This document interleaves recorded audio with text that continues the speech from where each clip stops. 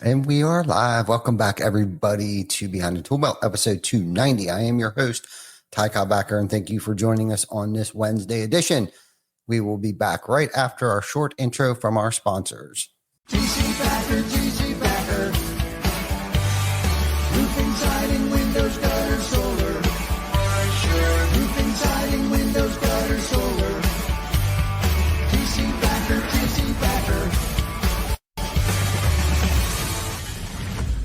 Welcome to Behind the Tool Belt, where the stories are bold, the conversations are real, and the insights come to you live, raw, and uncut. Every week, host Ty Cobb Backer sits down to bring you the stories, the struggles, the lessons learned, and the wins. No filters, no scripts, just the truth. Please welcome your host of Behind the Tool Belt, Ty Cobb Backer. Hey, welcome back, everybody, to our Wednesday edition. Hopefully you're not getting rained out like we have been for the past couple of weeks. So speaking of the last couple of weeks, man, we've had some really good, I think, episodes, good content creation and some educational stuff. We talked a lot about amplifying your brand, developing a company culture through leadership, creating lasting authority while expanding your market presence, and the 7-part framework that helps you connect with homeowners, build trust, and serve more homeowners. And then last week, we talked about how AI is changing the way that we operate. And then today, I'm super excited about this. We have two powerhouses, Jenna Lawson and Dylan McCabe, the owner and driving force behind the Limitless Roofing Group and Summit. And here they are, our guests. What's happening, guys? How are you? Hello, good. How are you? Fantastic. Thank you so much for joining us. Thank you so much. Excited to be back. Thanks for having us, man. Yeah. And thank you for being our guinea pig. Of course. Yeah. We tried something a little different today just to see how it would work out. Little subtle things that nobody would notice, but if we would have screwed it up, they would have noticed it. So, but anyhow, this isn't just like you guys are here, you Limitless Group, and the Summit, but this isn't just like another roofing event. It's for owners only, designed to help roofing company owners, CEOs, general managers tackle real world challenges, share strategies, and walk away with practical solutions. And I know today we're going to dive into why behind the event, what makes it different and how they're helping transform the roofing industry from the inside out. So let's dig into this. Yeah, I think the big thing with events and conferences is everybody's kind of tired of seeing the same speakers, hearing the same stuff. And I totally get that. But I think a conference is kind of like, it's like if you ask somebody what their experience in high school was. If you ask a football player, you're going to get one answer. If you ask the star of the football team, you're going to get a different answer. If you ask somebody who's valedictorian, you're going to get a different answer. If you ask somebody that got bullied and dropped out, you're going to get a different. It's what you make of it, And so, but what we've tried to do is create an event that's a one-day event. So it's not a conference. It's not multiple days, but we try to create a situation where you're learning from other roofing owners, not fake gurus or people who happen to be friends with people running the event, which is so tempting. I mean, it's our event, and I'm tempted to invite people I know really well to speak and stuff like that. But we've just got a few speakers, and then we've got more than half of the time at the event dedicated to roundtable discussions, hot seats, networking, where you can open up as the company owner and say, hey, here's my biggest challenge, and we're going to facilitate that. And then as you share your biggest challenge, other people at your table of 10 people are going to weigh in, ask questions, give feedback, almost like a mini mastermind. Mm-hmm. It's not going to be that the whole day. There's definitely going to be speakers and time with vendors and stuff, but that's the goal. I mean, our hope is that people show up to the event, connect with at least one or two other roofing owners, and walk away with lasting friendship. Because running a business is really freaking hard. Mm-hmm. But it's way easier when you can talk to friends who can be real with you. And if you're like, man, I don't know how we're even going to make payroll this month, but they can talk to you, Ty Backer, and you can be like, man, I went through that too. Here's how we got out of it. It's life changing. I mean, that's worth 1,000 conferences right there. Just that one friendship connection. Mm-hmm. Yeah, I can't agree more. I know the last one that I attended out in Kansas City, Vic and I believe Hofstra was with us. I mean, the atmosphere was pretty amazing. And for us to be able to connect, I mean, you guys made enough time. I think it was perfect. The mixer the night before, we got to connect with people we haven't seen in a long time. But what was really cool about it is that, like you had mentioned, we were able to network with people that I've never met before. John, what's his last name? Abernathy? Abernathy, yeah. Yeah. So I never met him before personally. And to hear, now I knew of him, I knew what he was about. I knew he was a good dude, but I never got, it's actually giving me goosebumps right now. But to have time, one-on-one time with him and listen to his experiences, because he's traveled a lot of same trails and roads that I have, and to listen to him talk about business and then talk about the Tamco shingle journey that he's on now and all of that stuff, and how much just from that conversation, right, was worth its weight in gold.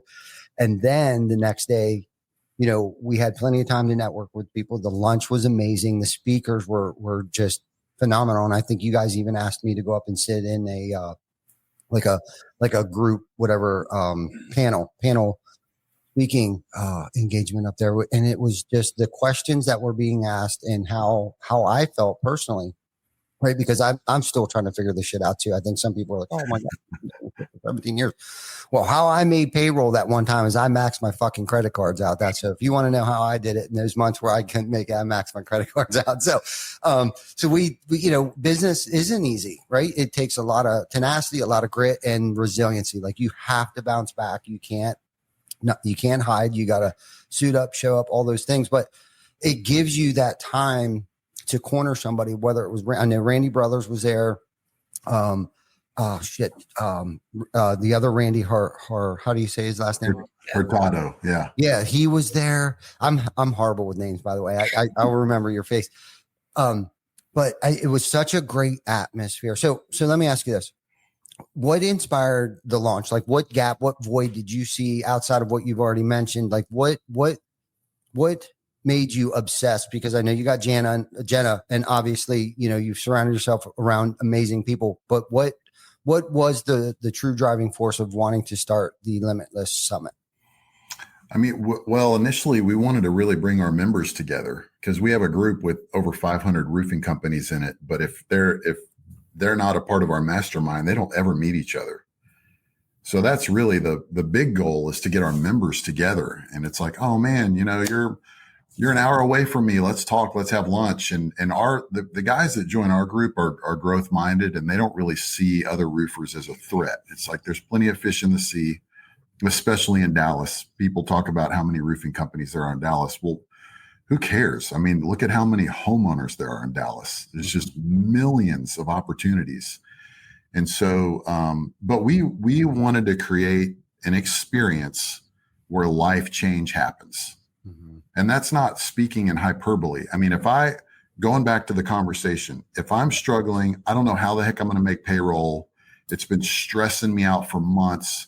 I'm starting to go from one glass of whiskey on a Friday night to 2 glasses a night for weeks in a row. I'm losing my temper with my wife and my kids. I don't really know how to dig out of it. Now I'm feeling shame and discouragement on top of the stress. So now you got some depression coming in. Mm-hmm. Then I go to this event. I don't want to go because it's just another stupid event, but I pull myself. Somebody said I should go. And then I meet Ty Backer, mm-hmm. and we just happen to sit at the same table. And you're like, look, man, you know, I didn't want to share, but like, here's the table, here's the topic, and I'm just going to go ahead and share it. I don't know what the heck to do. I've been stressing. I've been drinking too much. And we make a connection. And then you say, you know what, man, let's sit next to each other at dinner tonight. I'd like to hear more. I'm going to the VIP dinner too. And you make a connection. And then over the next couple of weeks, I'm that guy and I can talk to you and you help me dig out of that mentally. I mean, it's going to happen eventually, but it's how you get through it. Mm-hmm. Is the thing to me. It's like, I'm watching the Band of Brothers series again, I think for like the 5th time. Mhm. And you see these guys go through these awful battle scenes like Bastogne or whatever. And some of the guys pull through and some of the guys just fall apart. And they're all going through the same battle, but some of them mentally and emotionally, it's just too much. And so that's the goal, is to create an environment to where that's possible. Life change is Mhm. possible. Because if you get a grip on your business, then your marriage can get better. Your home life can get better. You can focus on other things. But when you don't know whether you're going to survive or not, it's really hard to focus on anything else. Yeah. Yeah. No, and you're so right. Most of it's mindset. And if you can attend an intimate, not saying that this is a small event whatsoever, but the times that you guys carve out for that intimacy is so important, especially early on in business, and to be able to listen to somebody and really get their ear and ask them vulnerable questions like you were just mentioning. Obviously, it's much more than maxing your credit cards out. You know what I mean? There's so many other variables that play into how you got in that situation and how you can pull yourself out of that hole. And it's business, right? There's ebbs and flows. There's weather, there's insurance companies, there's homeowners, there's a lot of variables that take place that you need to put a lot of safety nets in. And to be able to sit down and get somebody's ear who has actually been through all of those things. And you're going to find out too, at least for me, I've shared some pretty vulnerable stories with some younger business owners, and they're like, really, you went through that same stuff too? I was like, listen, it was a hell of a lot worse, man, but we just got to keep suiting up and showing up every day because a lot of people rely on us. And just to hear that just gets somebody like hype, right? And when they leave there, it's like, they realize there's another gear there that I didn't realize existed. Like, if he can do this, I can do this, right? And to be able to surround yourself around that energy, because that's what it is. It's energy. We tend to clam up, keep to ourselves. We think we can figure it out on our own, and we freeze, right? We're not even fighting at this point in time. We're flighting. We're running and freezing. And I can't express how many times I've put myself in that situation. But now I have a network of people because of events like this, people all over the country that I can actually speak to, call up. I know who have been down this before. And lean on. And not that I'm looking for money from them. I'm looking for someone to listen to me and give me some sound advice. And with this type of summit that you guys are setting up, it's not a 5-day, like you said, it's not a whole long, it's not a $1,200 hotel room and a $25,000 booth that you got to pay for and all this stuff. Next thing you know, you're dropping 50 grand. It's a couple $100, right? It's a 1-day thing. It's kind of like a smash and grab, get what you need, take it home and apply it. And really at that point in time, it's up to that person, what they take from it, and start to apply those principles or lessons that they had learned, to listen to real people who have been through this stuff. And I think that's the one thing about social media today is like everybody's just posting the highlight reels. Yeah.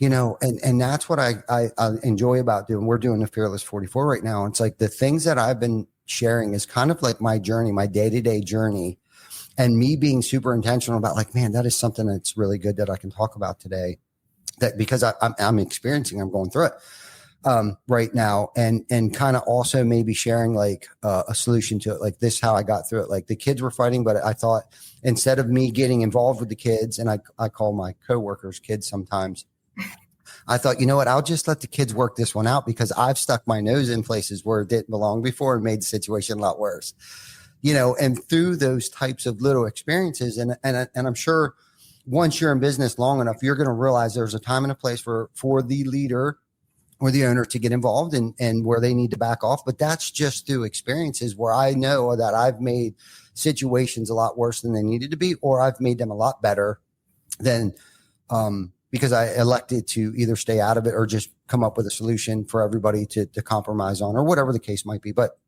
I love what you do. And so this question, my next question is for Jenna here. Jenna, so what's your role in shaping this event, and what's been the most rewarding part? Yes, I've been with Limitless for a little over a year now. I was, previously over RoofCon, so I know that all the planning that goes into an event. And, with this summit, last year it was at the Chiefs Stadium, and I never, got to plan anything like that anywhere. And that was my first event being back in the industry. And it was just it was a game changer for me. And I realized that the summit, just a 1-day event where there's actionable strategies, it's really exclusive. We limit the number of sponsors, all of that good stuff.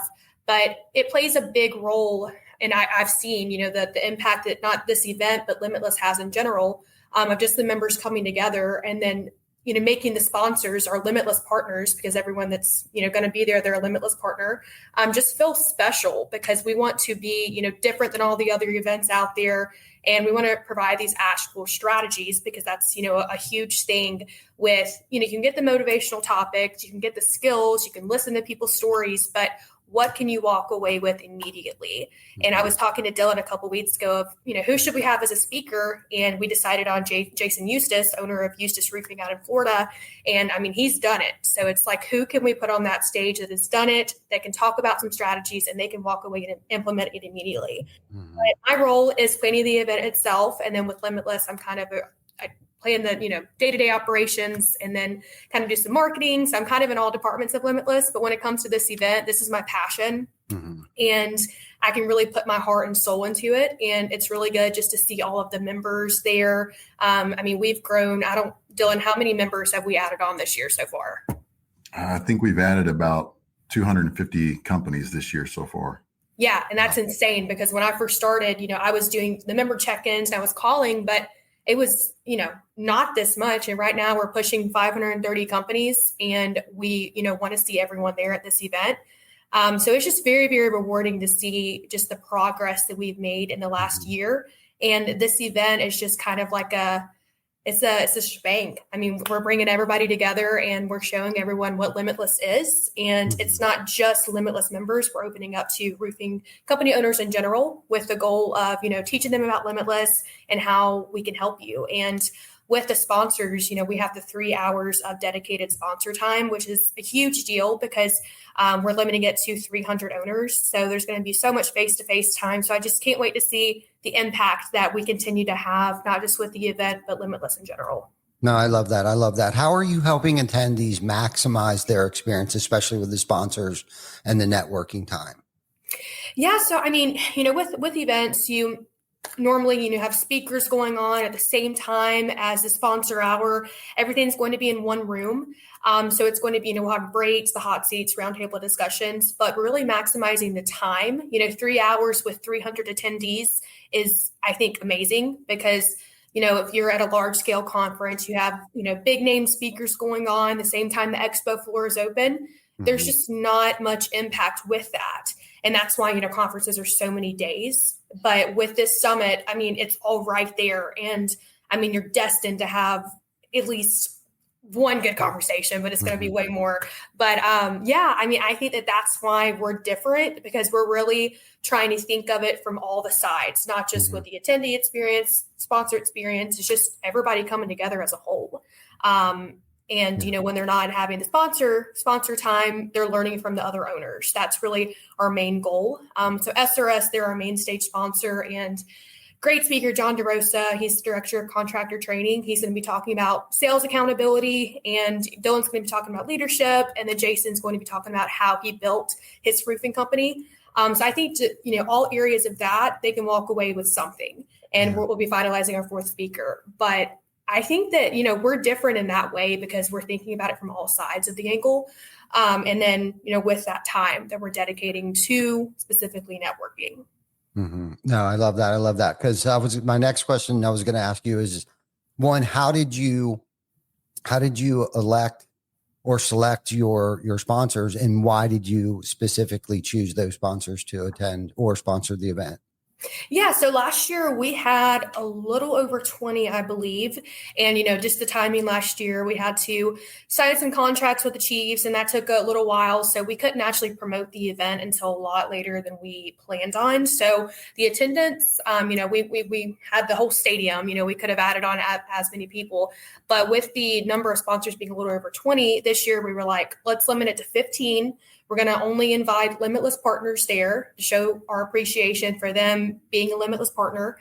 So we really hand selected, we have the platinum partners, SRS, QXO, Atlas, Tamco, Van Boxel. We really were like, hey, let's tell them first. And then we went from there. But we were very, very selective on, wanting this only for Limitless partners, just because 15 sponsors, 300 attendees, I feel like that's the perfect balance. I feel like anything more would be, less face-to-face time. But Yeah, no, and the reason why I asked you that question, Jenna, especially because I know you've been doing this a long time and your experience for hosting events and things like that. I've watched you hone your craft over the years of becoming like this amazing event organizer. And I've actually reached out to you before with Dylan's grace, of course, to help us facilitate, which I had to put on the back burner because it is such a heavy lift to do something like this and to have the bandwidth to do it. So kudos to you. But I asked you that question about the sponsors and the speakers because I knew you're going to be very specific about who's there and the message that you want to relay to the contractors that are there. And I really dig that it's for CEOs and owners only because there's not enough of that stuff. And I think I mentioned that the last time you guys were on the podcast and we were talking about the Kansas City trip. And this question's to Dylan. What kind of mindset shift do you think owners need to make in 2025 to thrive? Well, and I think something to point out too, just before we move on, is you asked about Jenna's role in the event. I mean, no Jenna, no event. Let me put it that way. So, no Jenna, no event. So this event is happening because of the work of Jenna. I mean, we have ideas. Miller and I are not event planners. Jenna's a rock star. So, but the other thing is it's for owners only. Mm-hmm. So every other conference out there is full of, salespeople and different people. So the vendors, when people come by the booth to get swag, it's like, am I talking to the owner or not? At our event, yes, 100% of the time. Mm-hmm. But also I want owners sitting next to owners at the tables and talking to one another. I think for me personally, what does a roofing owner need to do to thrive? Was that the question? Yeah. Yep. Yeah. I think they need to get their priorities straight. And so that's what I plan on talking about. And I can speak to the men in the crowd specifically is, men are prone to giving their hearts and their efforts and their energy and their focus to others. And men have affairs with their spouses. But I think business can become an affair. So I'm going to be talking about when business becomes an affair, protecting the ones you love and setting priorities in your life. Like when you get home, take this thing that's a tool, a phone, and put it face down on your counter. Take your smartwatch off and go all in on your family, invest in your family. So anyway, I don't want to give the whole thing away, but I think you got to get your priorities straight. And that's not just family time. Like that's physical health. If you're not physically healthy, how can you be 100% as a leader at your job? So physical health, your faith, your relationship with God, your finances, all of that. You got to have the 4 F's, faith, family, fitness, and finances. You got to have those priorities straight. It can't be work. If you're working 80 hours a week, you're on the road to burnout, man. Yeah. No, it works for short periods and there's a time and a place where you got to kick it in high gear. But I 100% agree with you on working just as hard on your family as you do your business, right? As your finances, right? You have to put the time and energy. And I've stumbled personally, man, I've failed miserably in that department. I mean, going back decades. Okay. And so I 100% agree with you because I think for a lot of us men, and I'm sure women business owners too, I know for a fact. So men and women, entrepreneurs, okay, in general, I think we're doing the right thing by working 80 hours a week to provide for our family. Okay. But like you said, if I'm not there, if I'm not supporting my children, it's much more than brand new Nike shoes the first day of school. It's actually being there and putting them on the bus, right? That first day of school. It is about being there when they get home from school. It's about being at the student teacher conference. It's about being at the football games because, you were talking about, wealth and income, right? Wealth means an abundance, not necessarily monetarily, right? Wealth means lots of friends, a great network, a healthy family, a lot of spirituality, an abundance of, right? Not just one thing. It means an abundance of a lot of things, right? Not just fixated on work. And income, like a lot of people associate the word income to monetarily receiving a paycheck every week. Income has a lot to do with your network, your family. Like the income, again, rolls into the wealth of, it could be knowledge, but I have to put the work in to make sure I have an abundance of all these things, right? I have to put the work in. I have to carve enough time out where I can put the phone down, spend some quality time with the family. A couple of weeks ago, I decided to take the family on vacation, just a last minute thing. Like, you know what? F this, it's time for them.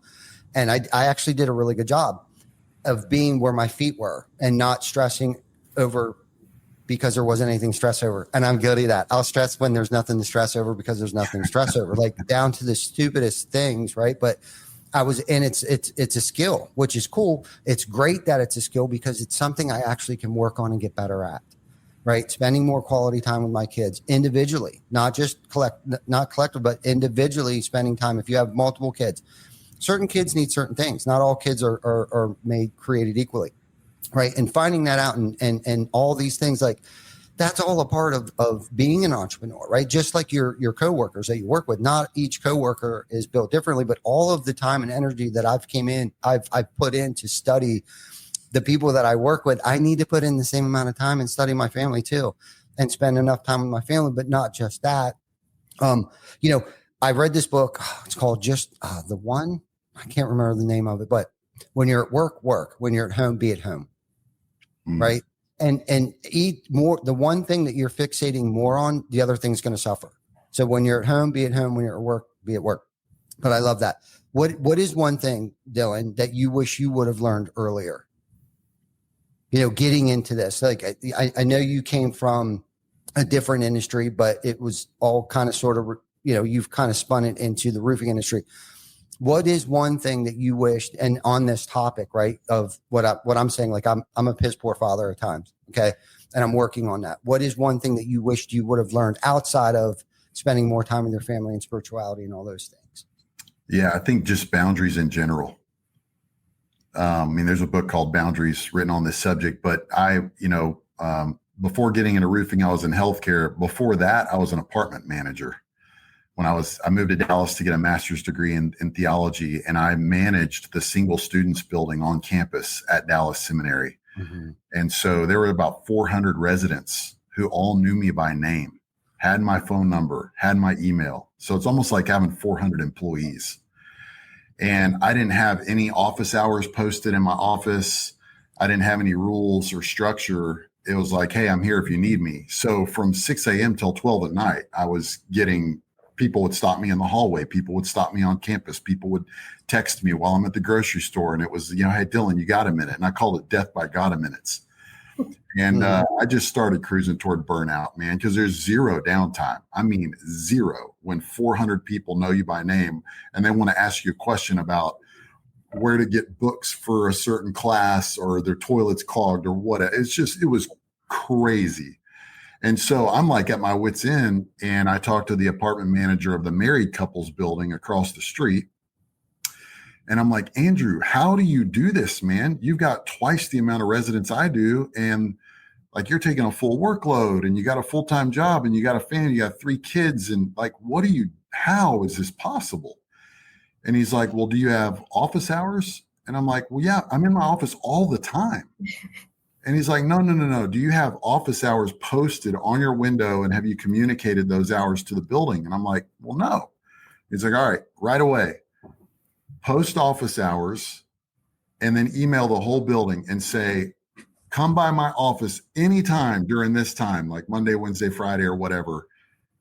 I'm here for you. You can drop in, you can text me, you can call me or whatever. Outside of this time, shoot me an email and I'll get to it the next day.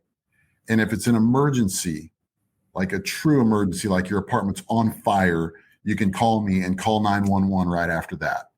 And then he said, and then you're going to take the next 90 days and you're going to train every single resident in the building on this structure you just set.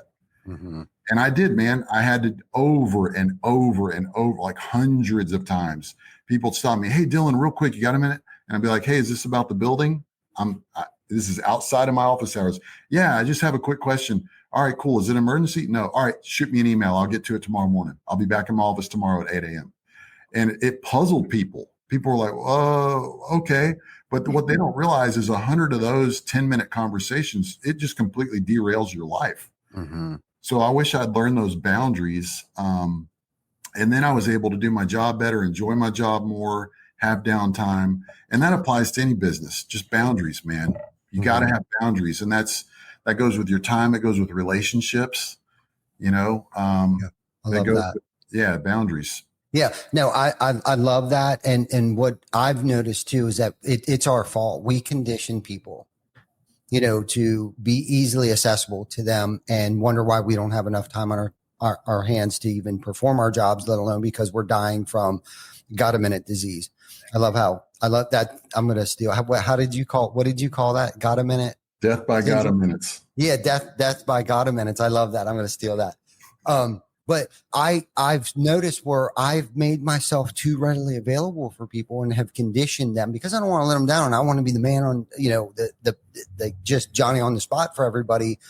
And you possibly can't do that. And I love how you said and framed it as a boundary. Like there's boundaries, and boundaries isn't necessarily a negative thing. It's just you're going to have to go through reconditioning people of like, he normally responds within an hour if I email him. Right. And once you start conditioning people, because we have a service department that, I've like love servicing the crap out of people. And that's why we've created an in-house service department. And I've seen our service managers go through the same exact thing that you're mentioning. I've seen the guys because I see the emails and I see the phone calls, I see the text messages, and you'll see where Brandon is one of our service managers for Pennsylvania.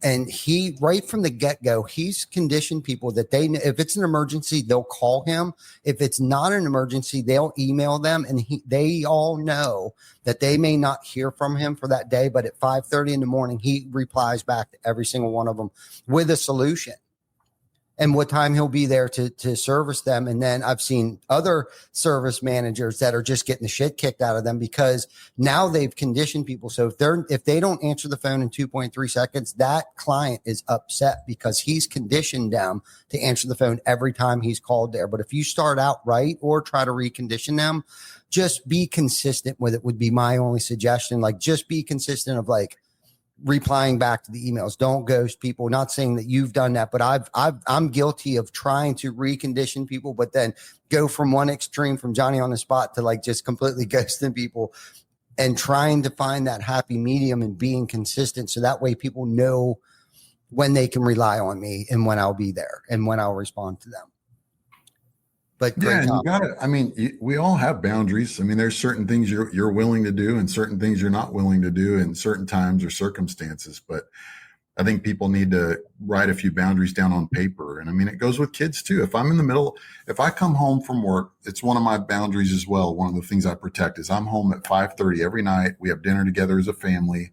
We go one by one and we ask our daughters, was there any challenges you faced today? And then what were the highlights of your day? Mm-hmm. And that fills up our dinner time. And I've got a 10-year-old, a 8-year-old, and 5-year-old. And it's so funny, the different answers. The 5-year-old will talk about some funny thing. And it's just hilarious. But I protect that boundary. But if I'm home and I'm talking to my wife, I haven't seen her all day. If I ask her how she's doing, is there anything she wants to tell me before we get into dinner? And one of the girls comes up and is like, Dad. It's like, hold on, don't interrupt your mom. Your mom's sharing something. Just wait a minute. That's a boundary. Like everything's not immediate. It's not an emergency. We're not in the Navy SEALs. You can wait, right? So, I mean, boundaries with ourselves. It's okay to say no to yourself. Mm-hmm. There's times where I want a big giant bowl of ice cream on a Tuesday night and a bag of popcorn as I'm watching Band of Brothers. But I've got some fitness goals. I'd really like to get down to 12% body fat. So which one am I going to say yes to? And which one? I want to say yes to the 12% body fat, no to the giant bowl of ice cream. Most of the time I get that right. Mm-hmm, mm-hmm. And that's such a good segue into taking care of yourself so you can take care of everything else too. Trying to find that balance and the importance of, Vic had mentioned in a comment here where it's just as equally important for those of us that aren't owners. Okay. And where I'm going with that is like, okay, so us owners and CEOs can attend these events so then we can bring back this energy, right? And it only improves the quality of our businesses from the quality of content that we're going to receive at an event like this. Like it ripples down but also most importantly too, is us taking care of us as business owners, as fathers, as parents, as coworkers, whatever. It all starts with the personal development, like watching my weight. I need to be down to 12%. Well, it might sound selfish that I need to take care of myself and before I can take care of you. But the bottom line is it's no different from that analogy of like when you're on an airplane, the airplane's crashing, put your air mask on first, then put your your partner's mask on second. It's because that way I can still function, protect, take care of. And if I'm not taking care of myself, that is probably the most selfish thing that we could potentially do to the ones that we love if we're not taking care of ourselves. And we are not here today because we're not taking care of ourselves and we die, our health fails. We won't be here to take care of, our children's children. And right now I'm experiencing some of that, not due to health issues, but I have grandchildren today. I have 3 children, 3 grandchildren, 3 dogs, 3 cats that rely on me and a beautiful wife at home. And if I'm not taking care of myself mentally, physically, and spiritually, bro, I'm no good to nobody. So that's where it all starts. So true, man. My grandfather had his first heart attack at 35 years old. Man. So, you got to take care of yourself. Yep, You don't know how long it's going to last, man. And that goes back to the working 80-hour a week thing and neglecting your wife and your family, your loved ones. It's like, well, what if you do that and then in 5 years you pass away? If you could rewind and do it again, I think you would work less. Nobody's ever going to go and get to heaven and go, man, I wish I would have worked more. Mm-hmm. They're going to say, I wish I would have had, more time with my loved ones. I wish I would have grabbed that bowl of ice cream with my child or gone on a little one-on-one walk or stopped to smell the roses or whatever. But yeah, health is a big thing, especially to Miller and I, man. I mean, we're talking about it every day. And I get blood work done every 6 months. I'm looking at my cholesterol, blood pressure, all the markers, testosterone, estrogen, everything in between, because it needs to be in balance. I mean, you should feel great. There's no reason why you shouldn't feel great. I mean, unless you're dealing with a chronic disease, which sucks, you should be able to feel your best at whatever level you're at. Mm-hmm. I 100% agree. Now, Jenna, I know you've been in the personal development space for a long time. What are some areas that you've slacked on and what you're working on currently right now? It's a very good question. I'm going to put you on the spot. Sorry. I know, right? Like I should have journaled about this before. I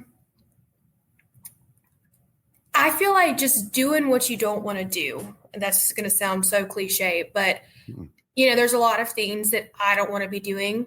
That's not with work in general, but just sometimes I just don't want to do it. And I, push it off. And then it just makes it even worse when I finally get to doing it.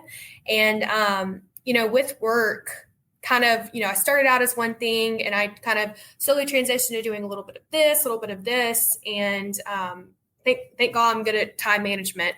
But I think by doing that and really just doing what I need to do on the spot, knowing that maybe I don't want to do it, I have to do it right then and there because my energy is going to keep going into things that are easy to me. And it's just a routine, but it's that thing that I don't want to do that I need to do most, because once I do that thing, it's going to be worked into that routine. And that's how a routine is built, is by doing something you don't necessarily want to be doing, but it's going to have a lasting effect. So I think that of just owning your stuff and just building something out of that, if that makes sense. Mm-hmm.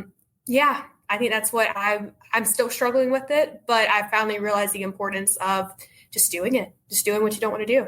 Yeah. Yeah. No, procrastination is a killer of a lot of things. So no, I get that. I'm a horrible procrastinator and I'm the same as you. If I don't do it right now, it'll probably get put on the back burner. Like when you asked me for a logo yesterday, it was like, oh shit. I was in the middle of something when I should have did it like there and then, knowing myself that if I don't do this now, I probably won't, because I'll forget, not because I don't want to, but then laying in bed, reviewing that list of things that I should have did. And now I got to do it tomorrow. And that's just one of those lessons that I think there's ebbs and flows with that too. You're going to go through where there's things that are just more important to you right now that aren't as important, but they are to somebody else. And I found that to be my inbox and my email thing. That seems to be everybody else's problem. That's why I filter a lot of shit out. And I got finally an assistant probably about a year ago to help me filter and make me a better human being in general. It's like, I submitted like, okay, I need an assistant, where I thought I could handle everything.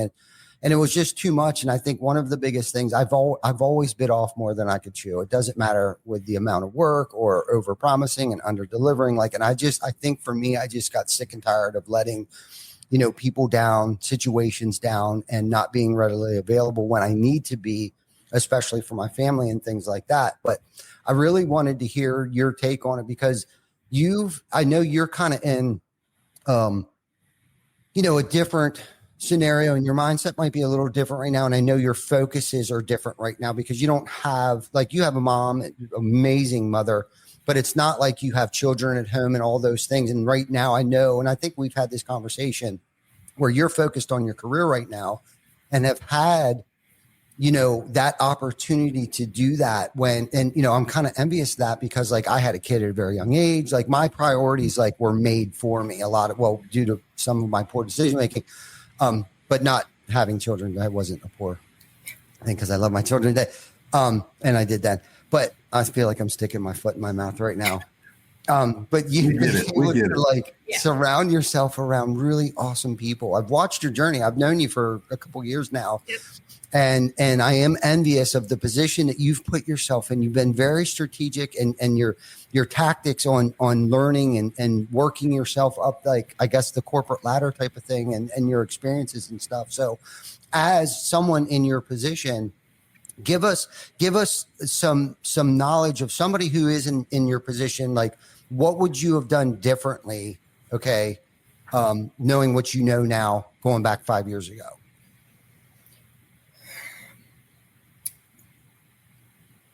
Would you have wanted to go to school? Spend more time and give us some good stuff here. I know I'm trying to rewind my life in the last 5 years, because it's been a journey.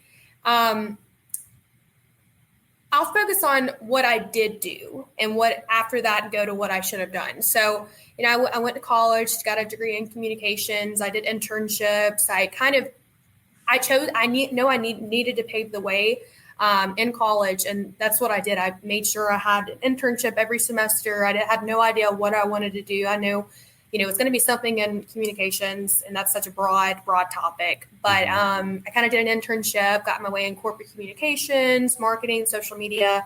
And then I graduated, and then I was like, okay, now what now? I have all of this under my belt, but what now? So I started doing social media for an insurance brokerage, and then I started working for roofing.com after that. So kind of everything started, everything kind of lined out the way that I wanted it to, or the way I envisioned. And I had, I got a job doing something relevant to my degree. So that way, I had it. But I definitely, that career mindset, I try to, with many life challenges I've gone through in the last 5 years, but I definitely wanted to focus on my career more than anything. And I think that has been a positive, it's gotten me here. But, I took the risk of branching out of the roofing industry, and I started working for a company for 6 months, and that was work. No time for anything. We couldn't even take a break during the 9-hour workday, 9:30 to 6:30. If you left at 6:30, you were looked down upon. And it's like, if you took a lunch break, no, it was pretty much like, you're here to work. We don't care about your personal life. And so that was definitely, it shaped my perspective of what I do want in a position. And, with Limitless, I work remote. I have everything that is going to better me in the long run. But going back to what I should have done, I know that went off topic, but going back to what I should have done, I should have thought more about the, where I was right then and there. I was too focused on the long term of things, but I was not where my feet were. I was like, what is the next big thing? What should I work towards? I was always thinking about tomorrow. I was always thinking about next week. How can I be better? And that, while that's a good thing, I was just so focused on that I really started to neglect people in my life that, in that moment, or what I wanted to be doing. Acting has always been a passion of mine, but I kind of put that off to the side because I was so focused on this one thing. But I think that focusing on the many things that life has to offer, and not just focusing on that one thing, that And I know that that was a long spiel, but if you know me, I love to tell stories. So No. I loved it. And I really wanted to hear that because like I said, I'm kind of envious of your journey thus far because of the lack of baggage. Now I know you have baggage, but you know, the freedom, I guess, the little more freedom that I feel like that you may have had, but man, I really wish I would have been as smart as you are. I mean, you are just, you know, you are an amazing person. I'll just leave it at that. But kudos to you. And I'd say if I got anything out of that, it would be if anyone's listening that might be around the age that Jenna's in and can have the trajectory that she's been on, is to keep an open mind and don't be so fixated on the long-term goal, but create and galvanize relationships, which I know you have, but be where your feet are, like you said, and enjoy the moment and learn as much as you can and apply it to something later on in life, whether it be another career or at the current career that you're at now. So I love that. So thank you for sharing that with us. And then Dylan, where do you see the future of Limitless Group and then the summit? So give us where do you see the future of the group going? And then if you have any other future bigger picture plans for the summit. I think the big vision for the Limitless Roofing Group as a GPO, as a group purchasing organization, is to become the most influential buying group in roofing in the industry. So, I mean, we save roofers money. We come together as one big group and we save on everything from shingles to general liability insurance, you name it. But if we get big enough, like right now, I think Jenna mentioned we're about 530 companies. If we get big enough, like thousands of companies in our group, we will have serious leverage on things like manufacturer relationships, supplier relationships, things like healthcare insurance, where you can get captive plans if you have thousands of companies in a group, stuff like that. So that's it. We want to become the most influential buying group in roofing to where our companies have benefits because the group is stronger together. You know, we come together, we're way stronger together. And with the summit, I mean, going back to the way we've designed it, it's meant to be a life-changing event for owners only. It's a one-day event in the Dallas area. It's specifically in Flower Mound, Texas at Circle R Ranch. There's a welcome mixer the night before, all-day event the next day, and then a VIP dinner that night. It's weighted heavily toward interaction with other owners. There are a few speakers, but it's weighted heavily toward downtime and interaction with vendors and with other owners. And that vision will never change with our event. Mm-hmm. It'll always be a small, impactful, environment where you connect with other owners. No, I love that. Is there anything that either one of you we're getting close to our 1 hour mark here. Is there anything that you guys want to add that we may not have covered about the event, or something personally that you want to share, a nugget with anybody and with any of our viewers or listeners? Jen, I'll let you share any details on the event that I missed. Yeah. So, I mean, the schedule, we kind of went over all of that. Speakers, hot seats, discussing challenges. You know, you're vulnerable on stage, you're vulnerable around the room, but that's just, what did you do to get out of that? And then roundtable discussions is really talking about a good needle mover topic. I feel like that was very, very effective last year. This year we're wanting to do the same thing, but every year we're going to level up. And so super excited to just introduce that again, the roundtables and the hot seats. And really just, the exclusive giveaways that we're having, with Limitless, there's exclusive deals offered to members. So the members are coming together and talking to our partners, and these are exclusive deals that they wouldn't be able to get on their own. So the hope is to have, the non-members become members to, essentially get those deals. So the impact is there. And, if you're an owner, in Texas, especially, definitely this is not a pricey event. We would love to have you there. I think we're going to offer a 20% code on this. So we would love to have owners, decision makers there, just to learn from each other. And even if you don't want to become a member of Limitless, totally fine. You're going to have impact regardless. So. Right on. I love that. If somebody wanted to sign up for the group, what's the easiest way, or who should they call or contact? I would visit our website, so limitlessroofinggroup.com, to become a member. So it's a free group. It's a no cost membership.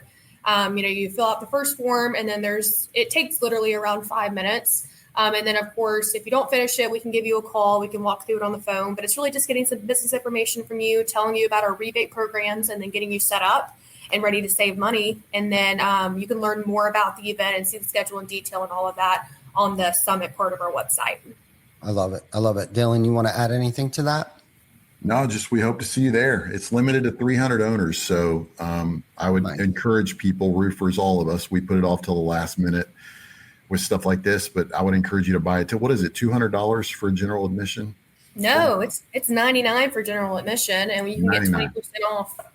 Yeah, so it's $99 of a 24-hour event. I think it's the ROI is going to be phenomenal as long as you show up and as long as you're intentional to connect with one or two other owners. Yep. But we've got it limited to 300 seats, so look forward to seeing you guys there. Wow. Great, man. I love what you guys are doing. Thank you so much for, coming on the show, making the industry a better place than where it was when you guys found it.